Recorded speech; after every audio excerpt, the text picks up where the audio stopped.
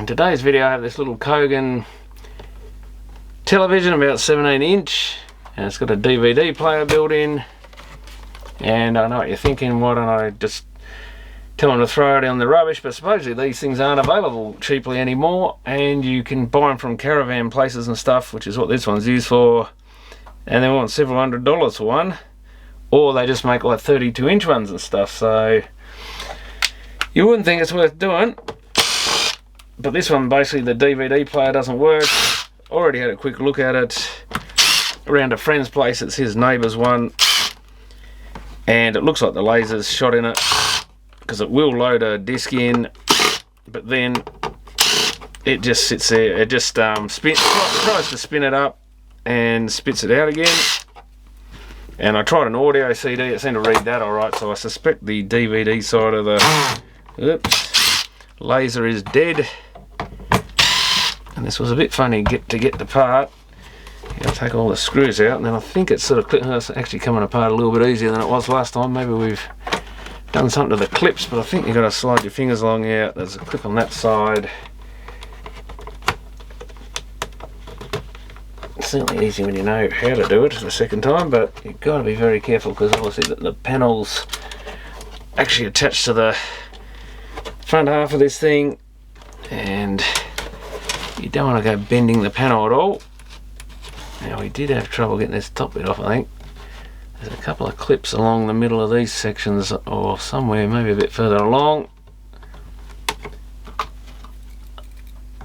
And somewhere along here there's a clip, there it is. And another one on this side in the roughly the same spot, I think.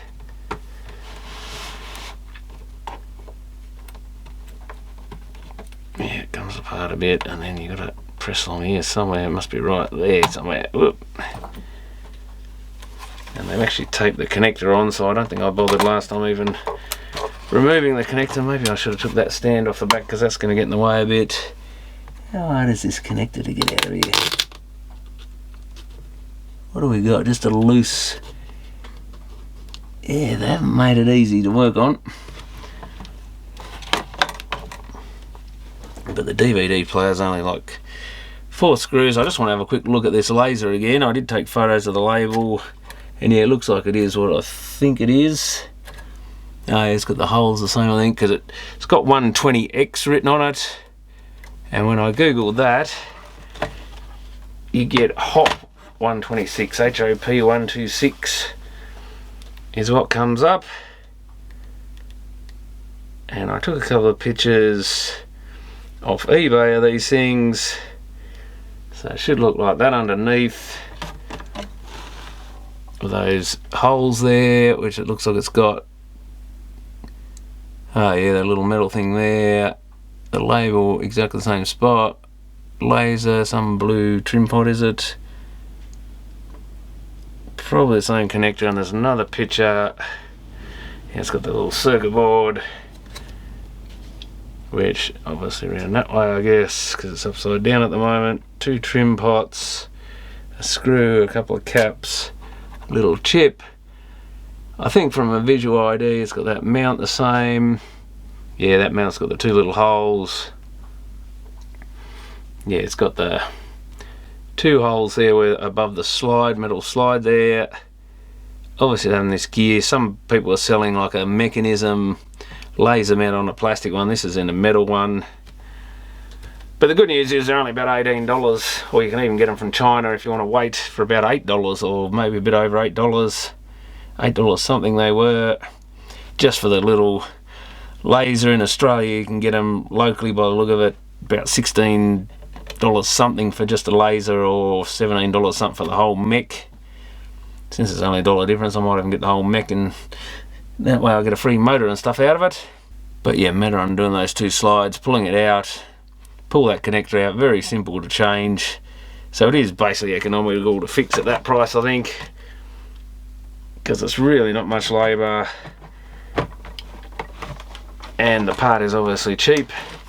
So I just wanted to confirm, since it doesn't have the HOP written on it, that it is the same laser, and it looks to be, so that's good news. So this might be a nice simple job like I say, normally in the old days you just tell people to chuck them away. It's not worth the bother unless they really were attached to it, because these only used to cost $100 odd new, I think. But goes to show that times have changed, and things that you took for granted as largely throwaway. I mean, often they just needed a, often when the disc goes in and comes out again, it's because the rubber roller that they have just inside the door would be slipping, and usually just cleaning them would fix them. But this one doesn't actually have the standard rubber roller in it. It's a bit later, I think, but the early ones, I fixed a few of those for people because you just clean them with a cotton bud and away they go again. So they're kind of worth looking at, and like I say, now that lasers are so cheap, they're probably worth looking at again rather than just throwing them away. Or a lot of people just give up and say, oh, you know, I'll just use it as a TV. But the problem is in a caravan you've got to stuff around and set up the antennas and stuff, and a lot of people don't want to do that, or you're out in the middle of the stick somewhere and you can't pick anything up anyway. So it's nice to just be able to pop a DVD in and watch something to put you to sleep or whatever. So I'll let this lady know. I think it's probably worth repairing. I mean, she's a friend of a friend, so I won't charge her much for the labour, and it's only under $20 for the part. So I think that's well worth doing rather than buying a new one at some ridiculous rip-off price they've got on them now. So I'll get that on order and we'll have another look when I fit that. Okay, got a new part for this thing, so hopefully this will be the right thing and do the job. And this should be, I think, the whole mechanism, but it probably is different and not just a drop-in replacement. But then again, you never know. I'll have to see. I think they looked a bit different. It's got a bit of card in there. It's got Hitachi written on this one. Oh, hopefully it's the correct thing. It looks like it's very similar, I think.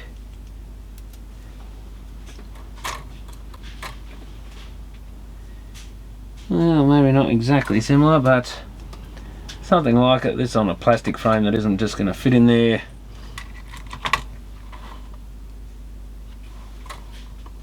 So it might be this one unplugged, I think. And we need these little hex things.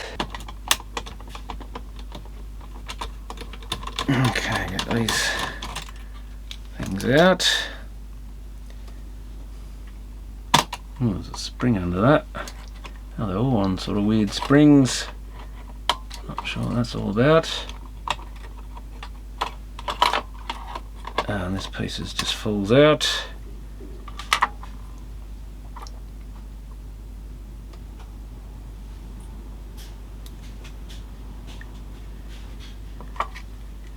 Now, is this the right thing they've sent me? Because it looks quite a bit different.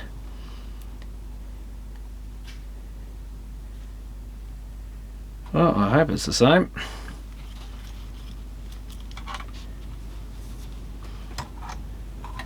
I'll just pull this off the old frame and see if it actually looks like it fits. Is it even the right connector? Yeah.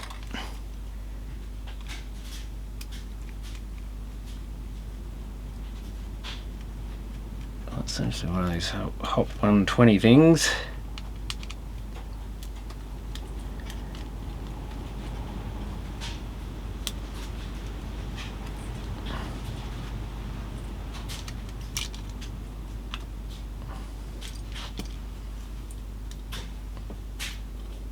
So that just kind of sits there. Bit of a strange design. I guess it's the slide bar keeps it on. I think I'll put the original one on there if I can.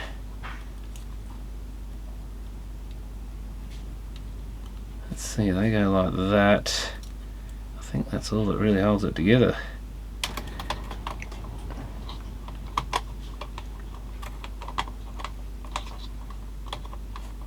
Doesn't seem to feel quite right. That's it, I think. And we just put the little slide bar back in. All the springs come with it.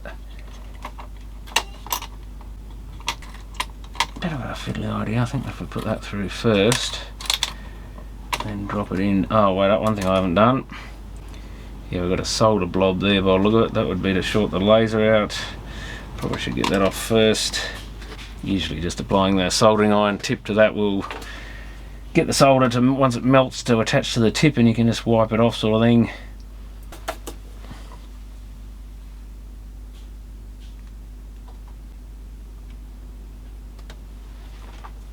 Wipe it off and flick it off and do it again. And it looks like this one's got 3 little pieces there. Now this little piece here needs to go into that little hook bit there. So I've kind of got to get this right down one end. You can see it from behind and under that little metal bracket bit there. Or do we have to go under the metal bracket first, lift it up. Yeah, get it down there somewhere, it should be held in place. And we'll get the laser in, hopefully.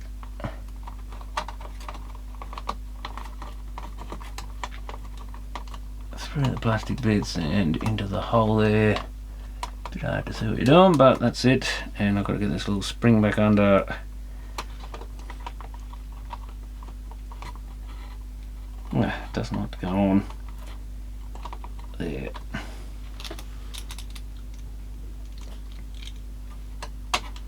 Put our mounting screw back in, but of course it's slightly slid out the other end, I think. Yeah.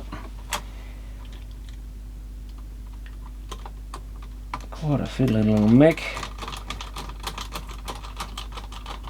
It's a shame when you can't get the original just to replace the whole lot. Put this one back. We're going to lift the little half slot there,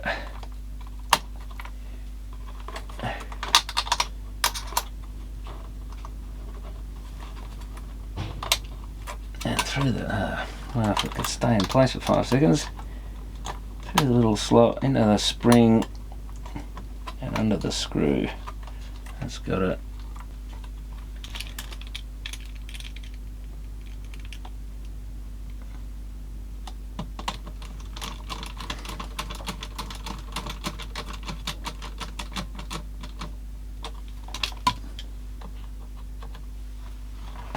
And that should be it, I think. Careful with the screen. Now, turn it on. Just gotta wait for these things to boot up like most things these days. Come on.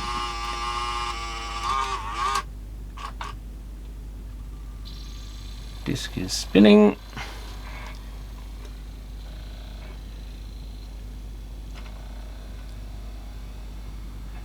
DVD video, that's a good sign.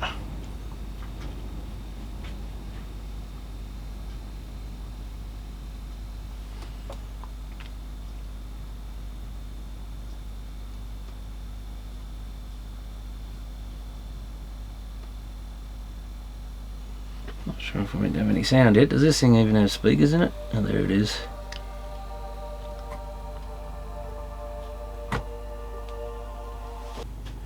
Okay, so I can't get past the menu screen basically on the disc without a remote, so I'll just have to put this back together and send it back and hope it all works. I'm sure it will, but who knows. At least it reads a disc now, so that's a good start. It's always nice to test them at the end of a disc, make sure they don't skip or do anything weird, but they should be pretty much just put a new laser in and it all runs again. So I'll send it back and see how it goes. Thanks for watching.